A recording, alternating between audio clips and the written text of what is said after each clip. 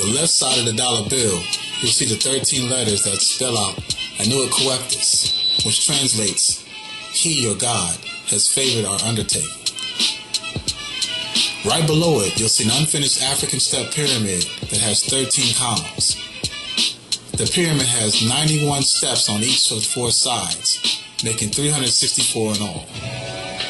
Adding the top level makes it 365. The amount of days equal to 1 year. Another encoded calendar meaning reveals the pyramid having 4 sides of 13 levels, which comes to 52, which is the number of weeks in a year. At the base of the pyramid, written in 9 Roman numerals, you see the date. When you look at their numeric values, you'll notice a pattern. Can you see the 3 sets of 51 separated by 2 ones? And check this. The true angle to the pyramid is 51 degrees. This date translates to the year 1776, and on July 4th falls an astrological sign of Cancer, whose number happens to be 13. Thomas Jefferson, the alleged father of American cryptography, chose this date. It's also not a coincidence. July 4th is 13 days after the sun entered Cancer during the summer solstice on July 21st, 1776. And just under the base of the step pyramid, abandoned with the words Novus Ordo Seclorum, can be seen. Its translation means New World Order, which has 13 letters.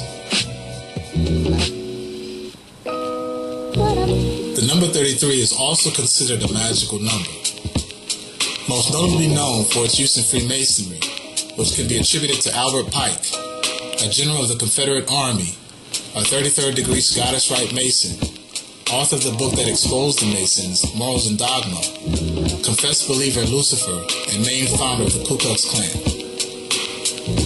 By the way, it's not a coincidence he chose the acronym KKK because K is the 11th letter, and K, or 11 times 3, equals 33. This country honors this man by putting a larger-than-life statue of him in, of all cities, Washington, D.C., where the majority population is African people. And atop that, Pike's statue was dedicated 39 days after fellow Mason Teddy Roosevelt's presidential inauguration in 1901. Additionally, in the book, In God's Name, written by David Yallop, which exposes the murder of the Pope John Paul I, formerly known as Albino Luciani, who was in power for only 33 days, points out the Masons as a key role in his death because of his threat to make drastic changes in the Vatican. Count the number of spaces on the United Nations logo. Including the center one, you should count 33. Notice the color of the logo. Light blue symbolizes the first level of defense and is shared with Freemasons as well as the Boule, who protects the hidden names of those who rule the world, by the Sphinx placing his paw over an urn. 33 isn't just used by so-called secret societies. The start of every Indy 500 race always starts with 11 rows with 3 cars in each row. The number 39 takes on esoteric values when we find numerical mysteries have reached the National Aeronautics and Space Administration. Space shuttle launches happen in Cape Canaveral, Florida. NASA, who consistently choose astronauts that also happen to be Masons, take off from the Kennedy Space Center that has 2 launch pads, and guess what they number? 39A and 39B. Now ask yourself, African, why would they start the number at 39? I mean, if you're going to start with 39, why isn't the second one number 40? It gets blatantly deeper when we find out the runway down to the launch pad is numbered runway 33. And the name Cape Canaveral is deep too. It translates to the Cape of Reeds. It just so happens the ancient Kemetic deity associated with reeds was none other than Asar. Now what's the purpose of NASA? To explore space or the heavens where Asar resides. One other note, 13 of the 39 signers of the United States Constitution were Masons. And it's not a coincidence that 13 triple comes to 39. 77 became relevant on 9/11/2001. Along with it being one of the flight numbers that crashed into the World Trade Center, 77 represents the revenge of Lamech. Briefly, Lamech was a descendant of Cain, the Bible's first murderer. Genesis chapter 4, verse 23 and 24 speaks of the revenge being 70 and sevenfold, or 77. Now that we've familiarized ourselves with the basic definition of these numbers, let's see how some of these have evolved into numerical mysteries.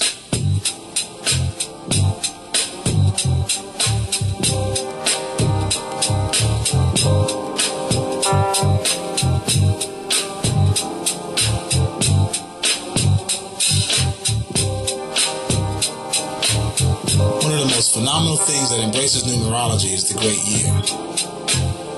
The great year is determined by what's called the precision of equinoxes, which lines up with the 23.5-degree tilt of the Earth's axis. The time given for the Earth's axis to complete this cycle is 25,920 years. Our ancestors of Kemet divided this astronomical event into 12 parts, each represented by a constellation symbolized by an animal. From these we derive the 12 signs of the zodiac, from the Greek word zoion, which means animal. Now this is where it gets deep.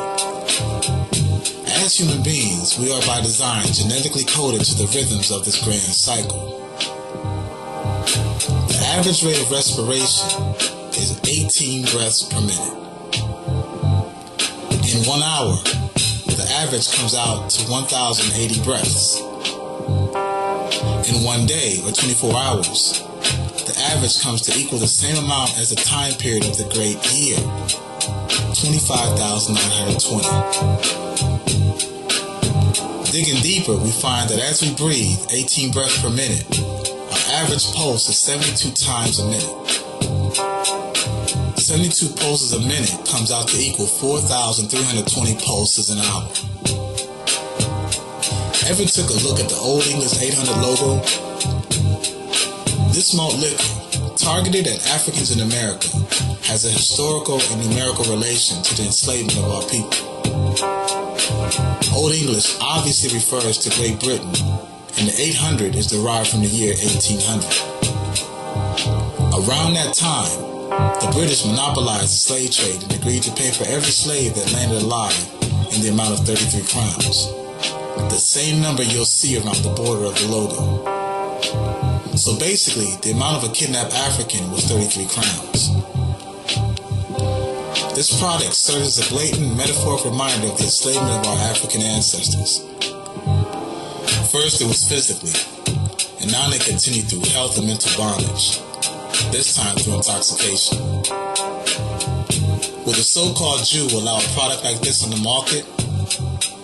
No, because they've embedded in the mind of the world to never forget, whereas most Africans have forgotten that we've forgotten.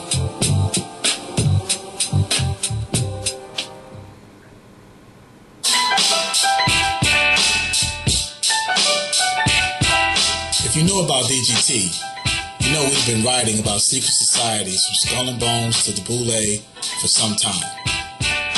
While some may think organizations like these are harmless, there's no denying members bank on our ignorance and reluctance to study them. My interest isn't just to beef about anti-African groups. The aim is to reveal to you the information they possess about us that keeps us in this mentally enslaved mindset. These groups are not afraid to admit that the Nile Valley in Africa is the source of their power, but they'll only admit it if you know this yourself. As mentioned, in a weird kind of way, these white supremacists preserve the ancient sciences of our ancestors, for the use of riddles, numbers, and symbology can be seen throughout.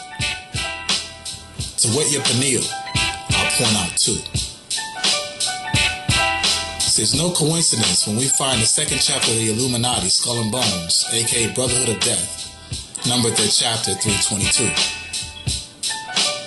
Now remember, 7 is known as the invisible center and spirit of everything. Skull and Bones, until recent, was the unknown or secret chapter of the resurrected Illuminati after the original chapter, Phi Beta Kappa, was exposed by anti-Masonic groups in the 1820s. 7 is also the numeric value for heaven. Is it a coincidence they're based and located in New Haven, Connecticut, a place they call New Heaven, also known as the City of 9 Squares? Think, Africans, think.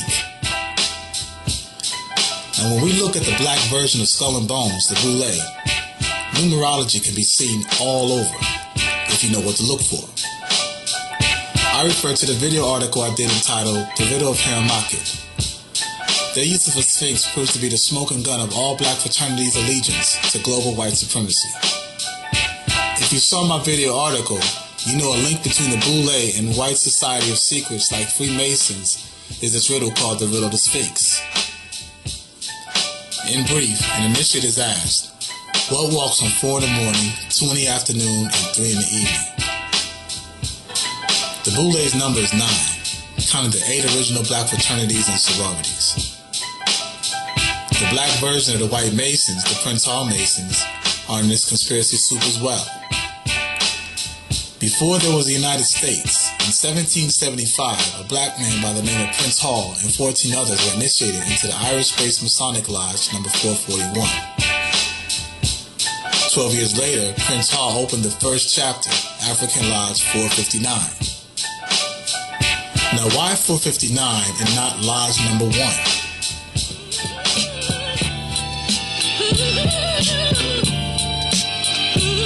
Years ago, I was exposed to numeric wordplay, where numeric values are added to words.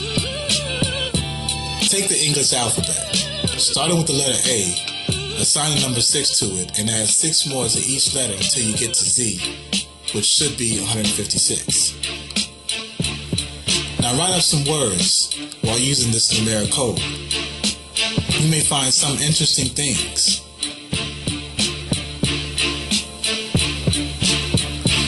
Try others. You may find that numerical values are not coincidental.